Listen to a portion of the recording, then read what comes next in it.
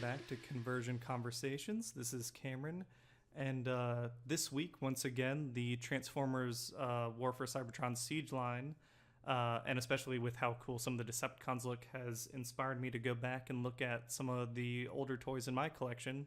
And today we're looking at the Voyager Shockwave from Transformers Prime Beast Hunters. This figure is, like I said, it's a Voyager. He turns into a futuristic Cybertronian H-tank.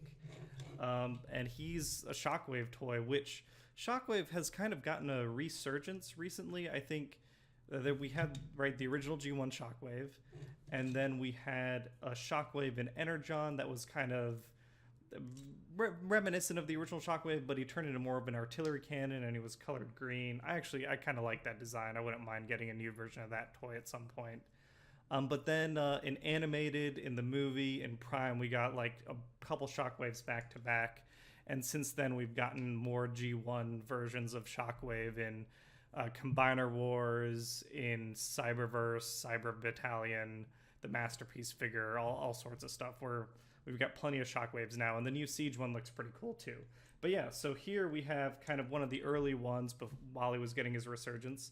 And I don't think this toy was designed so much for the alt mode. So it is a Voyager-sized tank. I don't know if those need to be up or not, but we can put them up. It doesn't really roll. There's casters at the bottom, but the treads kind of get in the way in both areas.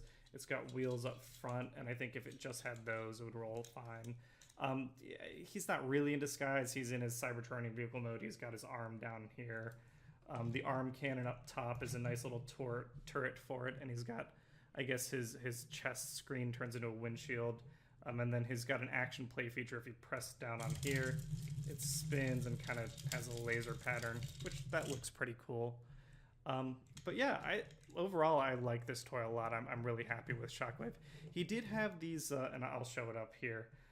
He did have these beast bits that you could plug onto him that I quickly got rid of, and I wasn't, I didn't need them, but to make him fit more in the Beast Hunters line. But yeah, originally he came for about $20. Nowadays on eBay you can buy him for 30. And I guess size comparison, a lot of my collection is in storage right now because we're redoing some of the flooring sections. But comparing it to like a RID 2015 Deluxe, this is a big old tank, and I'm even struggling to get it all in frame all the time. The other figure I have access to right now is a Voyager, and that's the Hunt for the Decepticons movie highbrow. Yeah, so we can kind of compare the two there. But yeah, let's get him all transformed up. To start out transforming Shockwave, we're going to come up and remove his cannon. It's attached. There's a peg that goes in a socket in the cannon. We'll take it off and move the shoulder out of the way. And then we can come in and take these two purple plates and kind of move them up to form his chest. Then we can come in from behind and take his arm from the bottom of the tank, pull that off, and move that out of the way. And you can kind of see Shockwave's, like, it's a pretty simple transformation. Unplug, there's slots down here to unplug his chest piece. Bring that up, and then it's just a matter of standing him up and making his feet. And there you basically have Shockwave. You just got to come back. He has his backpack that you can collapse and fold down. Oop. And his left tread piece here, you can actually come in. Let me see if I can get it on camera good. Come in and pull that tank tread out, and that'll form kind of his hose ammo belt. And to connect the ammo belt, we just got to take it and plug it right in here. There we go. And now we've got, oop, turn the head around. There we go. Oh, and he is tall. Let me adjust that camera.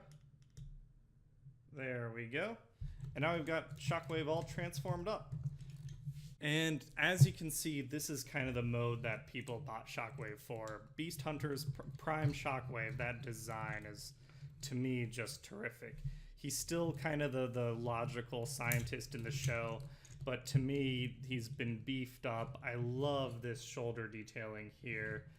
He's got really crazy light piping. I don't know if I can... let me see if I've got a light that I can get behind him. Yeah, there you go. Like, the light's not even close, and you can still see, like, how bright that is. It's terrific. I really can't rave about this design enough. The toy itself has its issues. He's pretty posable. His head is on a swivel. I wish it had some sort of tilt here. His arm, these shoulder pieces, they can lift up to get out of the way so it doesn't hinder shoulder posability at all. The cannon itself is pretty movable. You can kind of get it wherever you need to get it. Same thing. Oh, let me turn that around. There we go. Same thing with his other arm. He's got that elbow that actually goes backwards due to his transformation, I think. He's got his wrist is on a ball joint, so that can pose wherever you want. Hips are plenty flexible. Same with the knees. You actually get a swivel in the knee that kind of works as like a boot cut to help get him in some more dynamic poses than he'd normally be able to get into. Unfortunately, no sideways tilt in the feet. You do have the back and forth due to transformation, but that's kind of my big complaint in the figure is if they had a way to work ankle tilts in here, like this would just be such a phenomenal posable Shockwave. That and then the neck. But other than that, he just looks great, and he's pretty simple and fun to transform. So he's been the Shockwave on my shelf for a really long time.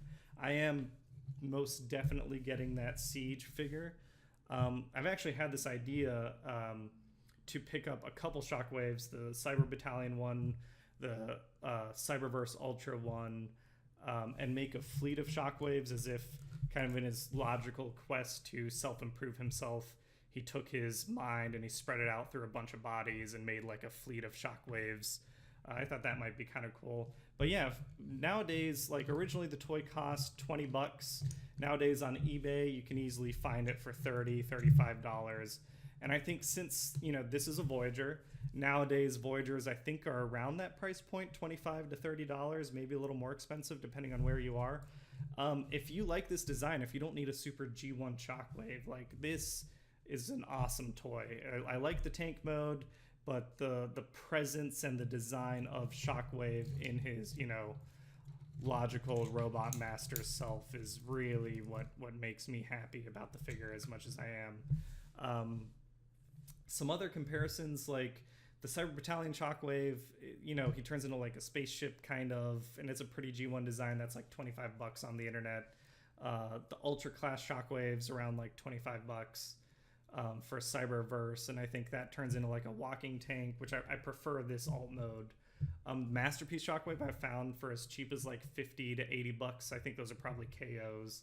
And then Siege, it looks like it's a leader class figure, so it's going to come out for around $50, but it looks like you get maybe a deluxe / Voyager Shockwave in it, and then he combines into that really wicked, I'll put that up over here, that wicked like mecha double Shockwave thing. And I like his alt mode. I know people like are hoping he can turn into his traditional gun, but I like him as a space cruiser. That's actually I had that G2 Combaticon set, and I've got the Shockwave from there. I keep him mostly as a gun, and I'm pretty sure Shockwave can hold himself as a weapon. Yep. Maybe his shoulders, his elbow's not strong enough to hold it up all the way, but he can do that. But yeah, so this is Shockwave. It's been a short video. I'm pretty happy with Shockwave, and if you haven't had a chance to pick this guy up, I definitely recommend it. It's an older toy, but I think it holds up really well, and I just love the design really, really well. There is the Japanese Takara version, which is like shiny paint, and that one looks really nice. I think that one's closer to $50, but for $30, like, it's a Voyager that holds up really well, and you still get it these days for a good Voyager price. So I got no complaints. All right, I think that's it for today, guys. Thanks for watching. Have a good one. In my quest to make this video short, I totally forgot to do a size comparison in bot mode. So here's Voyager Shockwave. Here we have Prime First Edition Optimus Prime. So I think they look really, really good together. A modern Voyager stands, you know, not that far off, same height. That's Alita 1. And then we got, you know, compared to a deluxe, and then little Cyberverse Shockwave. That's him. There we go. Look at the camera, buddy. There we go. All right. Thanks for watching For Real this time. Have a good one, everyone.